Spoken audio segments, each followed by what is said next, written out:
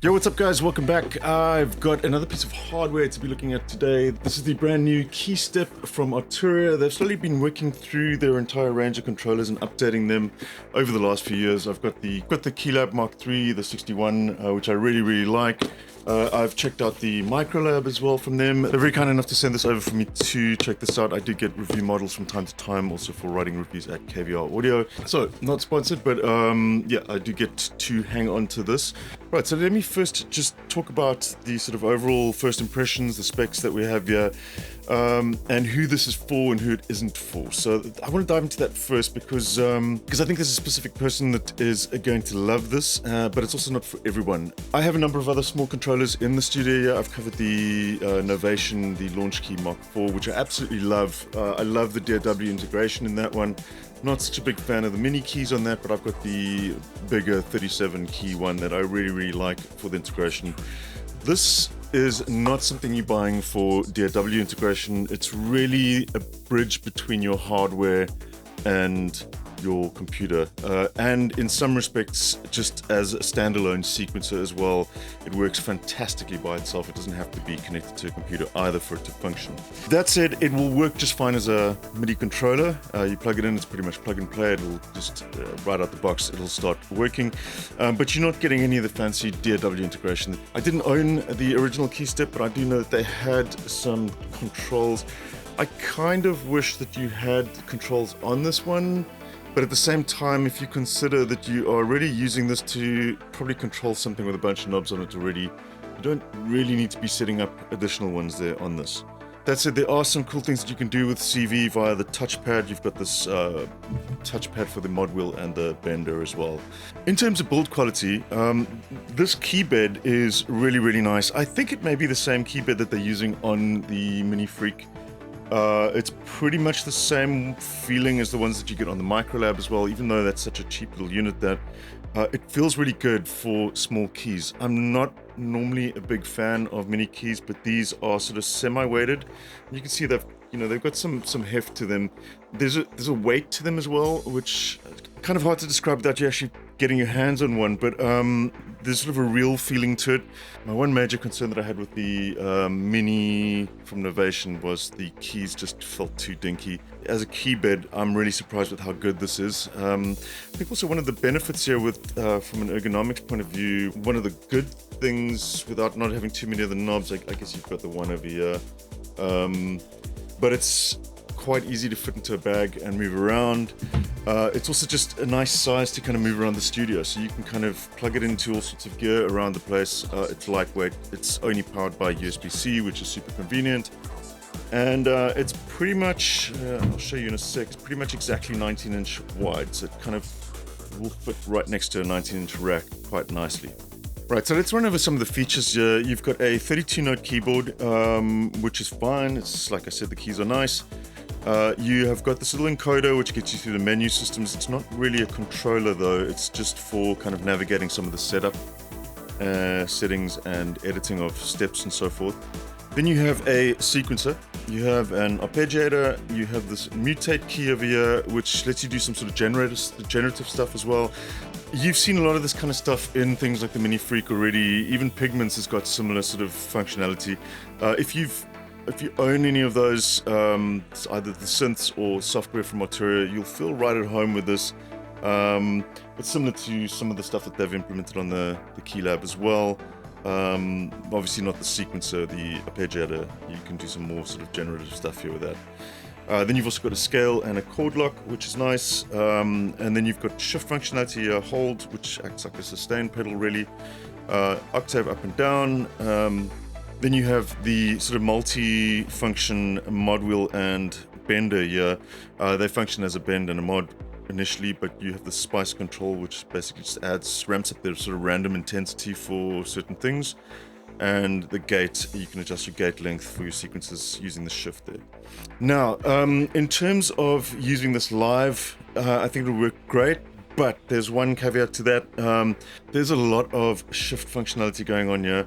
I know that there was a lot of that implemented on something like the KeyStep Pro as well. If you're wanting more control, more sequencer lanes, things like that, you may want to wait for that. I think judging by how Arturia has been moving through their sort of entire lineup and updating them to these version 3, or version 2 for the KeyStep, I should say, version 3 for the other controllers.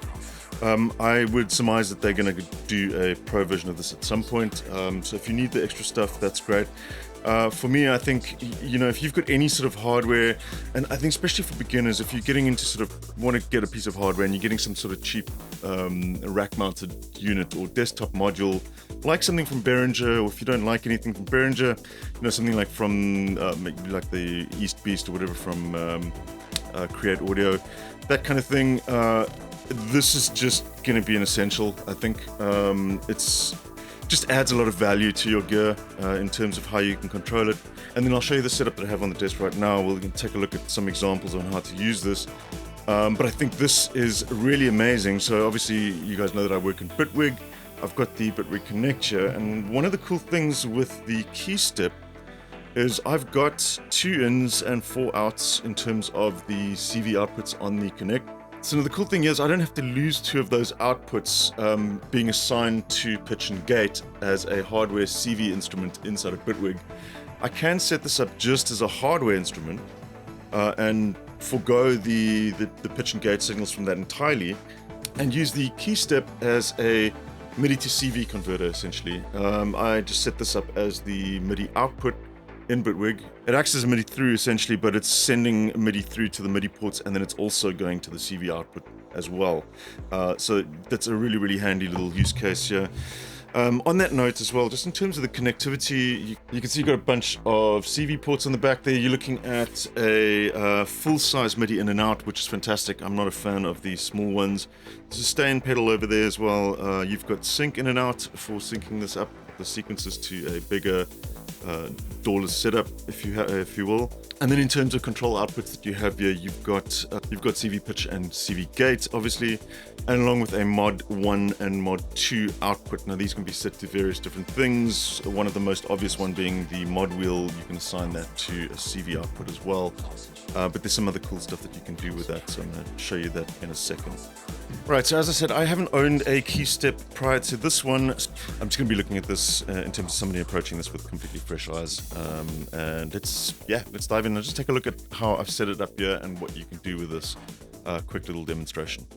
Okay, folks, so let's just get this set up very basically, quickly. We're going to run a gate output from this. We're going to run the pitch out from this. And very simply, all we need to do is run our pitch into the CV 1 volt per octave into this Behringer Cobol here, and the gate input, no MIDI or anything running into the back. The USB is not even plugged into this, it's just power and an audio cable. And there we go, we've got CV controlling our Cobol.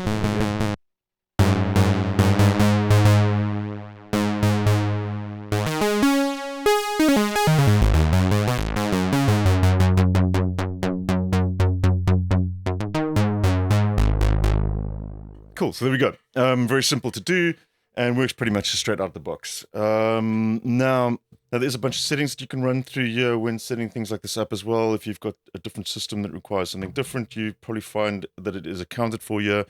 We've got MIDI settings, sync settings. If you want to use this, you can have this actually send clock as well. So this could be your sort of master clock for a larger setup. You can send the transport obviously as well, and you can also receive transport as well. So if you're using this as a sequencer being controlled by something else, that's also fine. CV pitch, you can set this up as well differently. So currently I just have the standard settings as they are, but you have stuff like pitch format. You can actually choose to go between volts per octave or hertz per volt. You have a pitch reference that you can set. So currently we set it C1. You can change the pitch bend range there too. I'm not a massive fan of the touchpad thing here for the bending, I guess. It's okay. I'll show you that in with the mod wheel in a sec as well. But yeah, it is what it is. Then you've got the CV mod. So the CV mod we're going to set up now as well. I'm going to click into that and we'll go mod source 1, and we've got mod source 2 that we can play around with here. So I did also neglect to mention that this actually has aftertouch, so you can actually send the aftertouch as a CV output as well. So what I'm doing is I'm routing the mod 1 now to, or the mod slider here to the CV output 1. We can take that now and plug that into something like the VCF frequency here, for example. And we'll just reset that one. So there's my VCF frequency. And I can now use the slider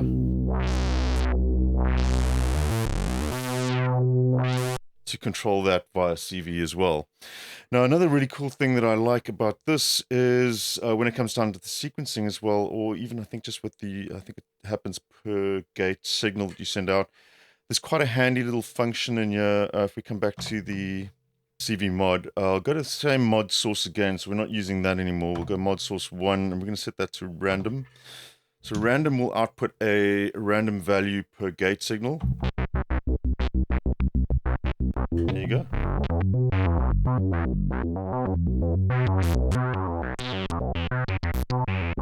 That's really nice. So I don't actually have sample and hold functionality on the COBOL here. So to be able to do that sort of random step kind of control is really nice to have inside of the sequence here. And you don't have to do that. It is random. You're not having to program that via the sequence itself. Right, so we're going to go turn on the ARP now. To get into the settings for the ARP, just want to hold down a long press like that. We've got ARP length, for example. You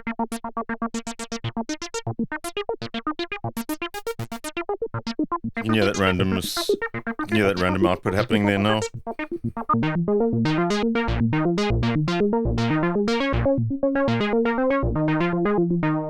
And there you go. So that's your ARP. Now the ARP as well, you can access the mutate functionality as well. Access the mutate.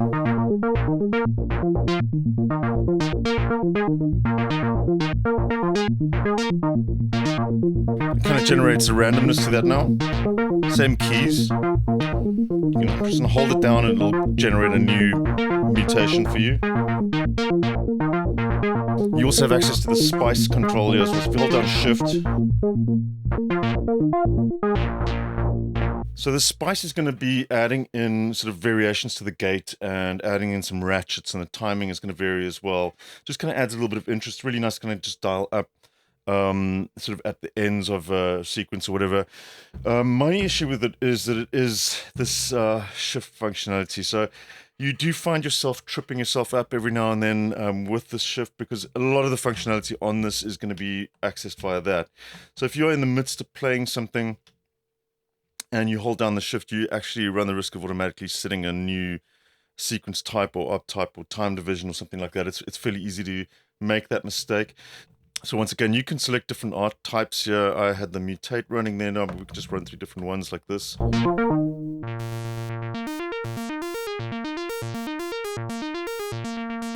There's all different art types that you can run through. There's the full gamut of whatever you might need there, including stuff that will do chords. Time division is also set here, so you can run between sort of eighth notes now. Quarters, half. Right down to 30 seconds. You can also do triplets and dotted. Right, so that's basically the ARP there. You've got, I'm not running through all of these modes here. There's a user mode, like I said, chord modes and stuff. If you're working with something that's polyphonic, you can do all that kind of stuff. Very, very cool. Right, so let's switch over to the sequencer now. Instead, there should be a sequence in here. Let's just change that to the time division of 16.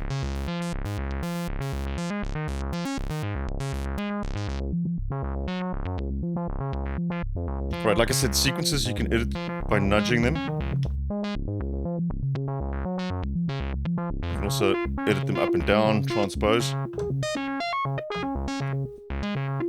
Recording sequences is pretty simple as well. You have a number of different banks and slots here, so the sequencer pattern is very much the same as the ARP modes that you had before. You just select one using the shift. That would be sequence 1, bank 1, sequence 1. And there's nothing loaded in here now, so we can then just go and let's use like a step editor. We'll just actually clear that one, pattern cleared. Shift will do these steps. So let's do like a 16-step sequence here, for example. While it's stopped, we can just hit record, and now we can actually do the step editing of the whole sequence.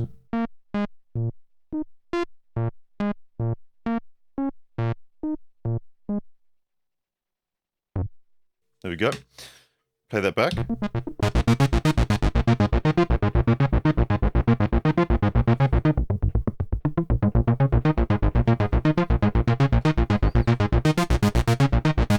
Pretty simple. You can obviously play that in live as well. You can also record sequences now, I believe, that are not actually quantized as well, which is handy for some people. I wouldn't use that feature too much personally for what I do, but it is nice to have it there, I guess. And that is going to basically be if you are recording in, let's say, pattern 2 here. We can clear that pattern.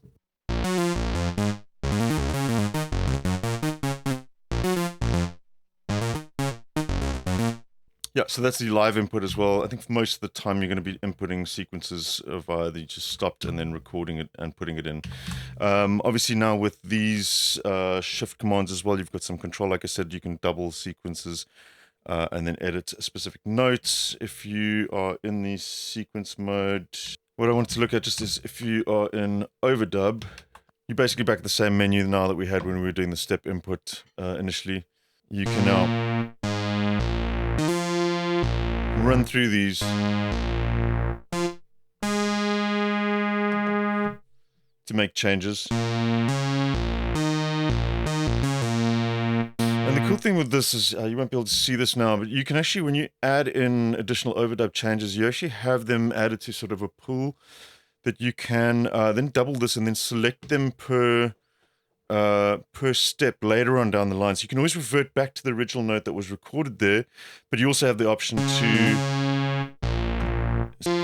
So the original note that I had on number 9 was an A2 and an E4 was the overdubbed one that I did. If you click there, you now actually have the choice to come back to the A2 or the E4. You can actually select them, so you can switch back to any one of those notes. You have this kind of pool that you can choose from, which is really nice to kind of generate different ideas from.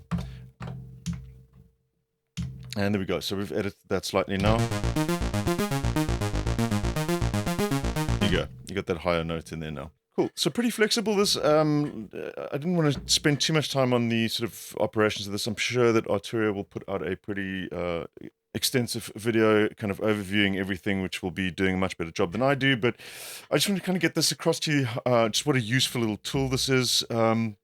Now, the last little thing that I want to show you here is what I mentioned earlier about having this in conjunction with something like the Connect that I have here, because it actually saves up, it essentially extends the amount of CV outputs that you have. So let's just remove this one here for now. So essentially what I have here now is I'm running a gates out of this as well as the pitch still. In Bitwig, I'm actually going to come over to this channel here. I have a hardware instrument set up. The MIDI output is the KeyStep MK2. So we're sending MIDI to this, and like I said, it's being converted into CV. So I'm using this as a MIDI to CV converter right now. I'm not using the MIDI on the Cobalt at all. Just the inputs coming back from that. So what I can do now is I still have access to things like the CV output here, and this can be assigned to the Connect. So we can now essentially use more of these rather than giving up 1 or 2 of these outputs for pitch and gate signals and leaving you with 2 there essentially. We've now got 4 that we can use specifically for control output. So we'll just go out number 9 here. And we also have the option now to use the Bitwig modulators, for example. So if we come in here and maybe add in a steps, for example, we can have steps locked to a transport, that's fine, or even via note advances. We'll leave it on the transport for now. Let's go into the note editor here. And you'll see we're setting MIDI note to this now because we have the sequence mode on. We can actually trigger the sequence from Bitwig as well. We're actually going to turn that off because I'm going to run the sequence now from inside of Bitwig. Let's do something like that. We'll just loop that. And let's hit play.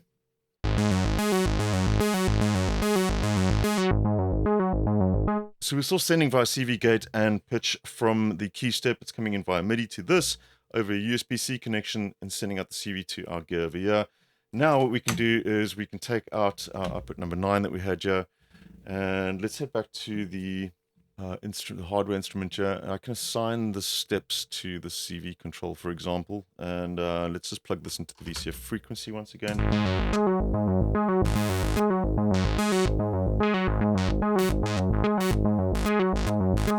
And we have more now as well, so we can let's run our 12 into the decay time. Random modulator for this one. Duplicate this guy, and we'll change this to output number 12. We'll have this generated on each note a new random value, and we'll keep that as unipolar. Right, so there we go. Now we've got a random value being generated for the decay time there. We also have automation control over this now via CV. Any of these can be actually automated within a track too.